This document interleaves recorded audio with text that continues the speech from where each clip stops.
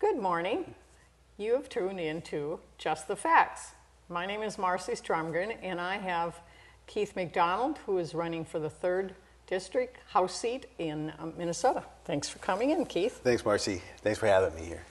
So, Keith, from your bio here that I have, you've got quite a bit of experience in government, and so would you like to tell our viewers a little bit about your background, how you've served, and just a little bit about yourself personally as well? Sure, Marcy.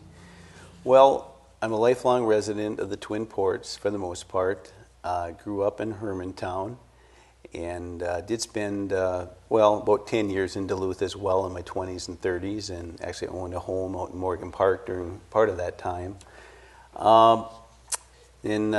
I attended University of Minnesota Duluth back in the 80s and graduated from there in 85 with a degree in business administration. And a couple years after that, I had an opportunity to start an insurance agency with Farmers Insurance, and I took that opportunity, and I've been doing that now for the last 30 years. I've enjoyed that immensely, and it's been good business for me. And through the course of that, I had some opportunities in Hermantown to get involved with the local Chamber of Commerce there, and I did that, and eventually got elected to the board of directors there, and I served in that capacity for a couple of years. And I also saw there were some openings on the Planning and Zoning Commission in Hermantown, and I was able to get appointed there and served in that capacity for a couple of years as well, and saw an opportunity to run for mayor in 2004, and threw my hat in a race, and lo and behold, won, and served as the mayor of Hermantown from 2004 to 2008, and enjoyed that position and felt that I did a good job there during my term in office. As far as some of my background with my family goes, my dad and my grandparents were blue-collar workers. They were union members. They worked out at the steel plant in Gary, New Duluth. Both my grandparents retired from there. When they shut the plant down in the 70s, my dad took a transfer up to Mintac and drove a production truck up there, and commuting back and forth with a group of guys that had also taken transfers, allowing my siblings and I to continue going to Hermantown, which we thoroughly enjoyed our school experience there. My mom, she also worked. She worked at Glass Block, and then when that shut down, she worked at Yonkers for many years. So I come from a family that values hard work. When I attended college, I worked about 20 to 25 hours a week through college, and I've been working ever since. And I would like the opportunity to work on behalf of the residents of House District 3B. I think I could do a good job for them. I take whatever I take on, I take seriously, and I would do that, of course, for the constituents of House District 3B. So. Well, not to take too much of your time, but you and I have some links to the past I wasn't aware of. My father was an employee at the steel plant, and my mother worked at Glass Block. So okay, sure thing. Little bit of yep. And it's now Yonkers, after many years, is finally shut down, and it's sad to see that go. Yeah. Yep. But anyway, it sounds like you have experience in government, which I think is an important aspect when you're wanting to run for a seat to represent people. You've got some background already, having been the mayor of the city of Hermantown. Looking at this House District 3A seat, what are some of the things you see that you would like to change for the betterment of the populace in that district? Things that I would like to see changed as far as 3B goes? 3B, yes. Yeah. Well, I think that, of course, education continues to be a challenge in our state. I think they just had out, a report by the federal government that there really hasn't been much improvement in reading and math in Minnesota. And so I do think that we do need to work on education and improving things there. I was talking to an individual who said that something that they did down in Florida that's been effective is they actually started grading schools. Schools would get a grade. It's amazing how just doing that made such a difference in that the schools actually started performing better because, parents, none of them wanted to be saying, well, my kid goes to such and such a school and, well, they got a grade of a D, or a C, And it's amazing how just, I think the pride of that has really changed things down there in Florida. It's a simple thing, and it doesn't really cost anything to do that, hardly, I wouldn't imagine. But I do think that's something that we could look at possibly incorporating that might help some of the school districts. Although I would say, Hermantown and Proctor have a pretty good reputation there as being good schools, but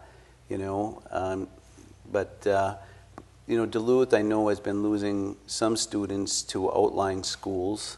I know of insureds of mine that I know that have said that, that they're sending their kids out of the Duluth School District. And in fact, one of my customers told me that she lives in Piedmont Heights and that, everyone in their neighborhood goes outside of the Duluth School District, all the kids do. And I was kind of shocked to hear that. That there was that many kids that were going outside of the Duluth School District to go to school that live in Duluth. But anyway, there's continual challenges, within our district. Of course, say, roadways are always an issue and continually funding them. Other than that, off the top of my head, I don't know that I can say anything in particular, as far as, what I'd be looking to do specifically in the district at this time. But I do think that overall, I think that, we do need to look at holding the line on taxes. I think that taxes in our state are, very high. I mean, on a corporate tax level, we have the highest corporate tax rate in the nation for a state at 9.8%. That's the highest that there is. And, basically that's the rate that we charge businesses to do business in our state. And it makes an incentive for corporations to not come here and do business here, or corporations to leave our state. So that's something we really need to hold the line on. I don't know that I'd be necessarily saying we need to slash and burn that, down to like some incredibly low rate. But I do really feel that we need to hold the line on that, and if we could, begin to reduce that some would be a good thing. As far as personal income tax rates go, we're also one of the highest in the nation as far as that goes too. We're the third highest in the nation when it comes to personal income tax. I believe we are over 9% on that. I don't know the exact figure on that, but we are the third highest. Only California and Oregon are higher than us when it comes to personal income tax. So we also need to hold the line on that as well. I've got a number of my customers that are retired and they're choosing to make other states their state of residence. Some of them in Florida, some of them in Texas, where they have no personal income tax, zero. So I'm not advocating that we need to obviously go down to a zero tax rate, but I do believe that we need to hold the line on that as well. And if possible, some incremental reductions would be a good thing. Or another thing is, if we're going to keep the tax rate where it's at, create a rainy day fund, within our state. We used to have a rainy day fund in the state of Minnesota years ago for emergencies or if there was a big downturn in the economy, and we no longer really have that anymore. So it seems like the legislators want to spend every dime that's taken in, and it's kind of indicative, I think, of how things are nationwide as well, where the federal government just continues to overspend. They can't get a handle on their spending. So I would advocate those things as far as taxes go. Also, property taxes to continue to climb as well for individuals. I'm amazed at what some of the property taxes are going to in the area. But a lot of that is being determined by the city, the schools, and the county. So that's more issues within them. So, yeah. Well, it just so happens, Keith, that I spent an afternoon at the state fair. I love to volunteer, and so I got called by the state of Minnesota, taxpayersleague.org, folks. If you want to know how our tax situation is, I suggest you go to that website, because I sat next to a fellow who is just a book And we talked when we weren't talking to people. I learned a lot about misappropriation of our monies. And the more you give the state or any of the entities, the more they ask for. Right now, the growth rate in salaries versus the taxes, there's like this gap that just gets wider and wider and wider as you look at this graph. I'm sorry I don't have that paperwork with me. But it's like 4.5% of difference in what the earnings are versus what the taxes are. We're putting older people out of their homes who no longer can afford to pay the property taxes because they live on a fixed income. We don't think about those people when we put all these programs in place to house people and put up bike trails and mass transit systems that are not paying back for what is being offered. And so, yes, taxes, I think, are probably one of the key issues. And then we have this fund that money has been going into, and it's being held as a rainy day fund. And this is under the, it started with the recession in the Pawlenty era, but then Dayton decided to put that money into a you don't touch it type of fund. I can't think of the name of it right now. But we are borrowing money at whatever rate, like that wasn't in the information. We're borrowing money to pay for all these programs and stuff. That doesn't seem to me like that's exactly what you call a rainy day fund. Mm-hmm. So I think there needs to be some major fixes, and especially I'm also a business owner, and all I do is see an increase in my property taxes. Right. And yeah. I'm not a big Fortune 500 company. There's been 5 that have left in Minnesota within the last 10 years. 500 Fortune companies. Okay. That's a lot of jobs. Yep. That's a lot of money that is no longer here in the state of Minnesota, and right. They are going to more friendlier states. Yep. Right. So right. There's a definite bleed out. I do think that it helps that, of course, at the federal government level, they have reduced the corporate tax rate down to, I believe, 21% now from what it was 35%. So that is going to help, because they've reduced that immensely. But still, we do have the highest corporate tax rate in the nation here in Minnesota. So I don't think that helps attract big corporations here. Obviously, they're looking at the bottom line, and that doesn't help matters. So I think that we could, obviously, we could stand to reduce that some, and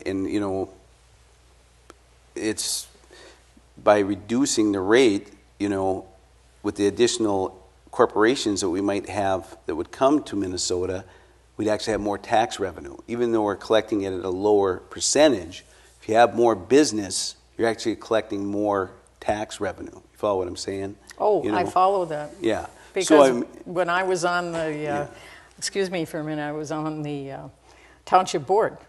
We had the former hold on to everything like this and squeeze the dollars out, which they didn't want to have any more houses in our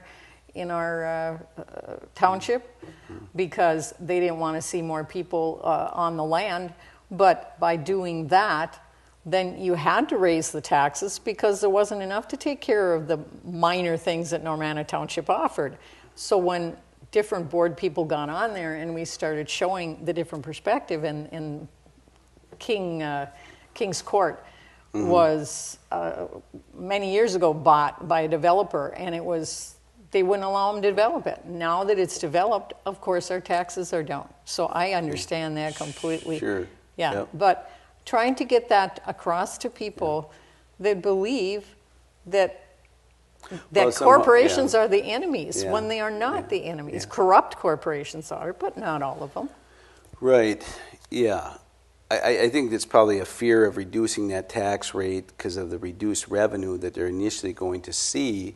But in the long term, you're going to attract many more companies to Minnesota, and you're going to companies that are startup companies in Minnesota are more apt to stay here. So in the long term, you're going to have a lot more tax revenue, because you have more business, more commerce in Minnesota, and you're actually making more tax revenue at the lower rate than at the higher rate, So I think that, we really do need to look at reducing that, and I think it could really help spur growth in Minnesota. That's my opinion on it. Yeah. What do you think about education? It's really got a black name. At one time, Minnesota is one of the best educated states in America, and now it's really gone down. They don't offer industrial education programs and whatnot anymore, and so we don't have a workforce that's ready for anything but sending them off to college and getting into debt, and then they have to take 2 or 3 jobs just to get their loans paid down. What do you think about schools taking on more responsibility in teaching some of the trades and working in that area? Yeah, I think that would be a great thing, Marcia, to start, educating young people in the trades. Not everybody's going to go the college route or should go the college route, and we need people that are, trained to work in these various industries, no doubt, So I think that would be a good thing for us to start working more towards, and I know that there's been talk of that. I definitely would support that in our schools, no doubt. A lot of those are really good paying jobs, whether you're an electrician or a plumber or a carpenter, a welder. I mean, those are good paying blue collar jobs. Generally, you have good pensions with those jobs. And we need to support educating our young people to be able to do that kind of work, So I would definitely support that as a state legislator, no doubt. So, yes. What about mining? What is your view on the mining situation? Well, yeah, in regards to mining, I am pro-mining, of course. My dad worked up at Mintac and, had a good experience up there. And I think that mining has got a big heritage in Minnesota. It's a huge part of our economy here. And I think we need to definitely continue to support mining and do all we can to help that, that industry thrive in Minnesota. And I, of course, support the copper nickel mining that, they're trying to get out the ground. And I do think that that can be done in an environmentally safe manner. I think that they've done that, like a good example over in Wisconsin is the Flambeau mine, that operated for about 5 years. And then they reclaimed that, and it looks great today, They did a real nice job. They mined copper there. I believe it was gold and silver as well. But at the end of the day, they were able to reclaim that mine, and it looks, like, I don't know, like kind of like a football field would, So I think it can be done in a safe fashion. I think that, the debate has been going on for a long time. When I ran for the legislature back in 2010 and 2012, I remember we were debating about the permitting of this type of mining. And here it is 2018, and it has moved forward somewhat because I know some of the permitting has gone through now, but there's still more permitting to have to go through at this time. So it just seems like it's an incredibly long process, and I understand the concerns about the environment because, Minnesota is a beautiful state. We have beautiful woodlands, beautiful lakes here. It's a beautiful environment. People come from all over the world, to go to Boundary Waters, and I understand people's concern in wanting to protect the environment, and I'm right there with them. I appreciate our woodlands and our lakes and the beauty that we have up here, but I think that we can't do that at the sacrifice of mining. I mean, it's been such a huge part of our economy up here that we have to protect mining, and we have to do everything we can to further mining. Our economy is not as diverse up here as it is in the Twin Cities. They've got much more diversity down there in their economy, when it comes to high-tech type jobs, the medical field, that kind of stuff. And we're just not as diverse up here, especially up in northern Minnesota, they're not, So they really need those good-paying jobs up there. And, it's been shown that, there's spin-off jobs from every mining job. And, it's just, it has an incredible impact on our economy here in northern Minnesota. And so I would 100% support the mining industry, and I support the copper nickel mining that they want to get out the ground up there as well. And but I do think that obviously environmental safeguards need to be taken, and I think that they are doing that. So I hope that things would move forward now, and that be able to actually start turning some shovels there, get things going. Well, and Minnesota has some of the most stringent regulations as far as the mining companies go. And so, I mean, if we can't do it here safely, Yep. who can? Yeah, right, exactly. Yeah. So, in the little bit of time we have left, is there other issues that you feel you would like to address? Well, let's see here. I'd have to think about that for a moment. I would say, well, one of them would be healthcare, I guess. We haven't really talked about healthcare. And I think that, healthcare right now in our country is really quite a mess with Obamacare and what's happened with that. I do believe that before Obamacare, we actually had a pretty good system here in Minnesota. We did have a safety net for individuals with Minnesota Care. That was a good safety net that we had, as well as Medicare for people. And so most of the people, I believe, prior to Obamacare, we had about 95 to 97% of the residents were covered one way or another, And today, with Obamacare, we're at about the same level. So nothing's really changed in that regard.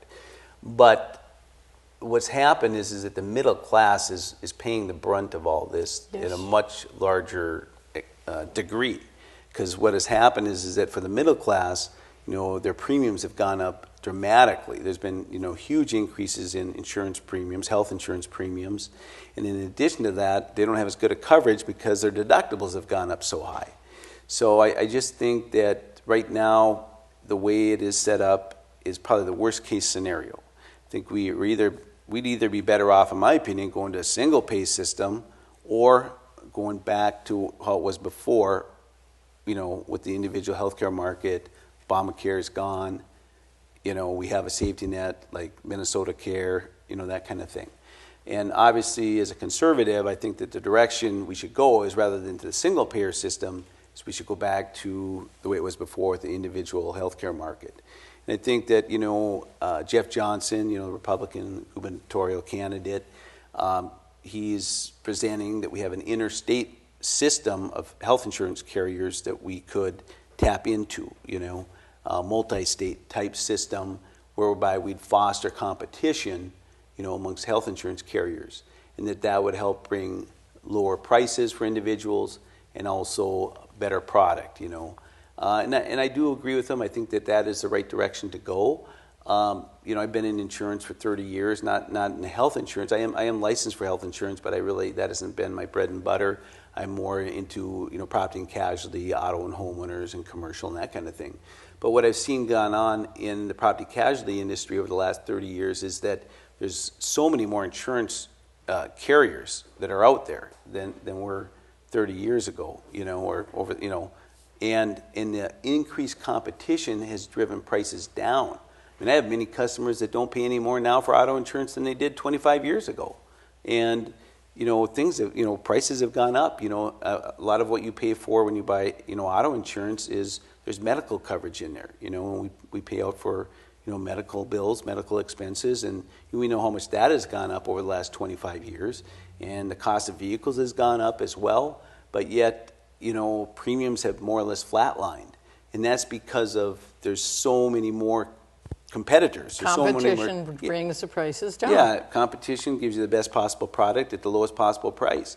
And going to a single payer system, basically we're totally eliminating competition if we do that. Yeah. Now everything is dictated by the government, at that point. And so I think that what we would see is that if we go to the single payer system, it's just going to exacerbate the problem that we have right now. It's going to make it even, the pricing is even going to go, the prices are going to go higher and the coverage is going to be worse. And so I think we need to go in the opposite direction, go with more competition. We need to get more companies to choose from.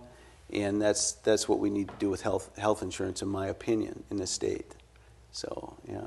Well, now I understand the single payer because I don't really pay much attention to that particular issue. I mean, so many other ones, but now I understand it, but that certainly makes good sense. Sure.